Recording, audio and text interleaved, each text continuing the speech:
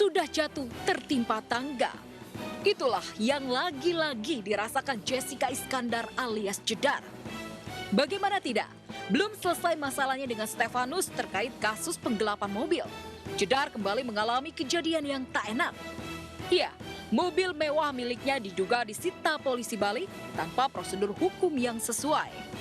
Alhasil, Jedar yang didampingi suami dan pengacaranya mendatangi Divpropam Mabes Polri guna melaporkan terduga pelaku. Kita telah mengadukan di Divpropam Mabes Polri terkait dugaan ketidakprofesionalan dan dugaan arogansi dari penyidik Ditreskrimum Polda Bali yang inisial FAA. Karena pada tanggal 7 Juni, penyidik Ditreskrimum Polda Bali mendatangi rumah klien kami dengan meminta Toyota Alphard B73DAR milik klien kami, meminta untuk diamankan bahasanya. Tetapi di situ kami cuma diberikan surat tanda penerimaan, di mana dalam surat tanda penerimaan mobil tersebut tidak ada sprinsita. Harusnya mengambil barang bukti itu didahului oleh sprinsita juga. Dan itu dilakukan dalam rangkaian penyidikan, bukan penyelidikan. Saya ingin penegak hukum di Indonesia itu bisa adil dan bisa dirasakan langsung oleh masyarakat. Sehingga orang yang seperti saya yang melapor dan mengadukan bisa mendapatkan kepastian hukum. Kalau masalah ke divisi propam Mabes itu kan terkait daripada institusi kepolisian itu sendiri. Jadi kita tidak mau itu masuk ke dalam permasalahan mereka. Mirisnya, di hari yang sama, Jedar justru dilaporkan balik oleh pihak lawan, yakni kuasa hukum Stefanus atas dugaan pencemaran nama baik. Nah, hari ini seperti yang kita bilang tadi awal, ada dugaan-dugaan, makanya kami mengajukan gugatan perbuatan melawan hukum di Pengadilan Negeri Jakarta Selatan. Terkait apa? Terkait peristiwa pers konferensinya yang dilakukan oleh pihak korban. Medina Zain menangis.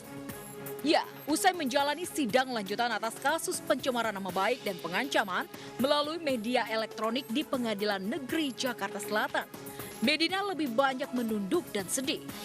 Bukan karena meratapi kasusnya yang masih bergulir, melainkan karena Medina tak kuat menahan rasa rindunya kepada kedua anaknya. Iya, saya kangen banget sama anak. Udah lama belum ketemu nih. Terakhir waktu dia masih di Polda.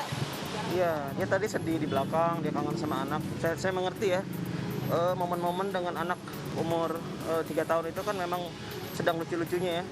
Mungkin Medina akan sedikit kehilangan. Selegram Dara Arafah akhirnya bisa bernafas lega.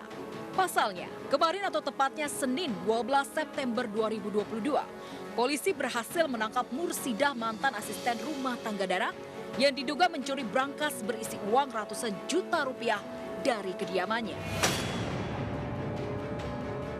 Namun, tak hanya Mursidah, polisi juga menangkap satu pelaku lagi yang merupakan kekasih Mursidah. Yang mengejutkan, Mursidah dan kekasihnya ternyata sudah mengamati kondisi rumah Dara sejak 2 bulan lalu. Iya, kurang lebih kejadian itu tanggal 4, dia bawa berangkas saya dari kamar, ke daerah Cilacap, di mana dia ternyata naik ojek online ya, entah ojek online atau ojek pengkolan, dikirim lagi pakai travel langsung ke Cilacap. Jadi yang menerima berangkasnya itu yang laki-lakinya tadi, pacarnya itu. Kecurigaan saya juga terakhir kali tuh waktu dia minta uang cash ke saya, total 5 juta. Tapi saya nggak kasih, karena dia katanya mau keperluan apa gitu. Terus saya bilang, yaudah saya transfer aja mbak. Dia bilang, pakai cash aja mbak, saya butuh cash, dia bilang gitu. Terus saya nggak pernah megang cash di rumah, saya bilang gitu kan. Terus kata dia, emang di kamar nggak ada cash? Kayaknya sih emang dia udah mengintai dari 2 bulan yang lalu, udah mengintai dia. Jadi saya udah mulai curiga di situ, kok dia tahu ada uang cash di kamar saya gitu. Atas perbuatannya, polisi pun menetapkan Mursidah dan kekasihnya sebagai tersangka dengan ancaman hukuman 7 tahun penjara. Lantas, benarkah karena merasa dirugikan, Dara ogah memaafkan kedua tersangka? Kalau saya insya Allah saya sih udah memaafkan secara pribadi. Tapi tetap proses ini tetap harus berjalan supaya ada efek jerah juga.